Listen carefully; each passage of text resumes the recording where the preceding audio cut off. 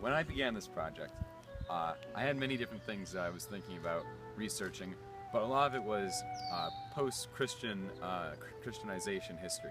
You know, like the British Empire and things like that, and different economic influences. But I thought to myself, we should get back to the roots. We should get back to what really began Britain.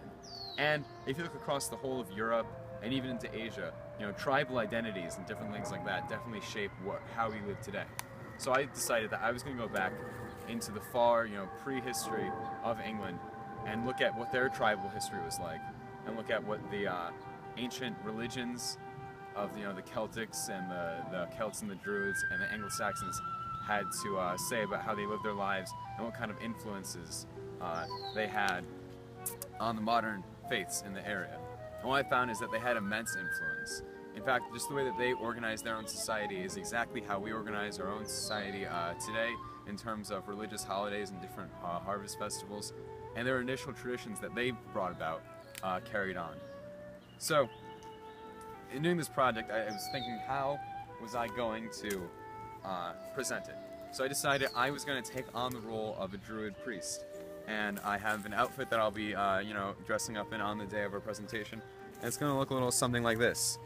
You know, see, he wears leaves on their head. They have very long beards, which I don't have.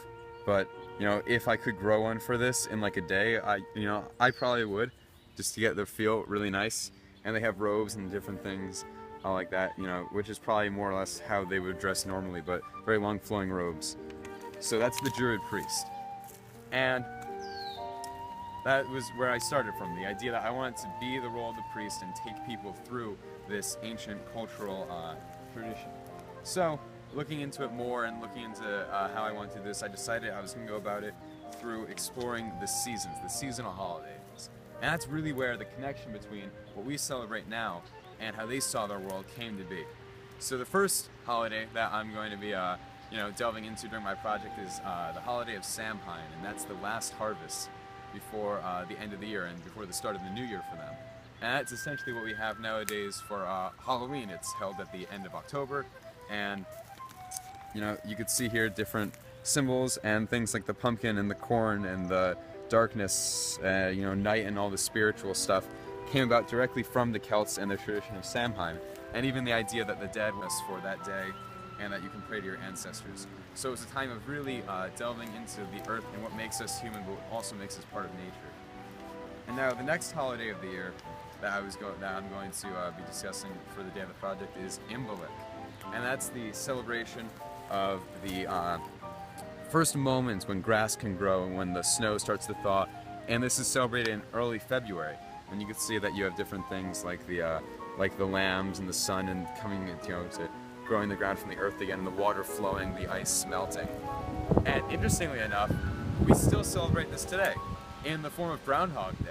And Groundhog Day, you wouldn't think has much cultural backing or any real dignity to it, but it has it's firmly set in the tradition of celebrating the thaw and the end of winter and the ability to grow crops again.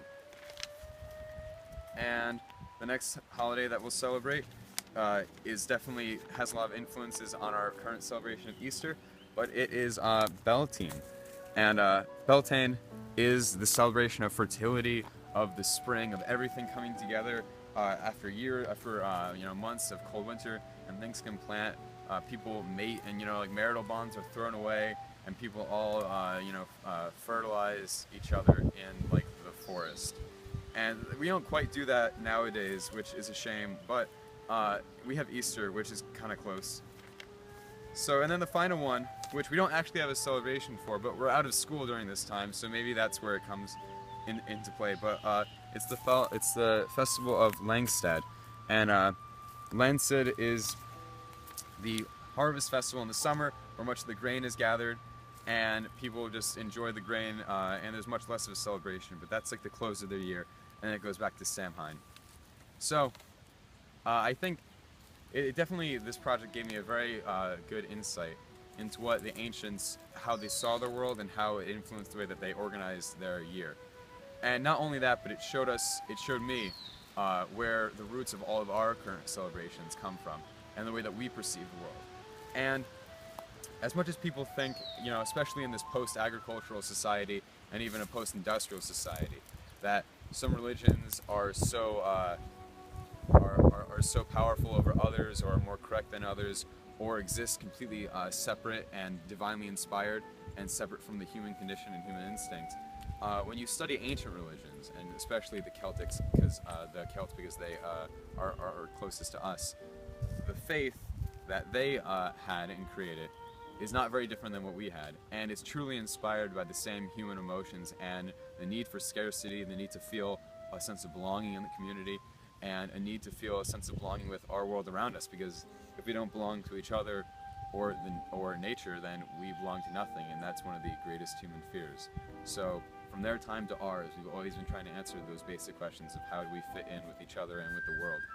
And you can see that certainly all religions and all human thoughts are certainly united in the same way that the Celts are united to us. And it's definitely a humbling view of faith, a humbling view of our relationship with nature, and I found it very important, very helpful, and very educational for me to study this, and I hope that other people, you know, continue looking at things like this and don't think of their time in history as so unique and their view of the world so separate from people in the past, because we are truly all living in this together.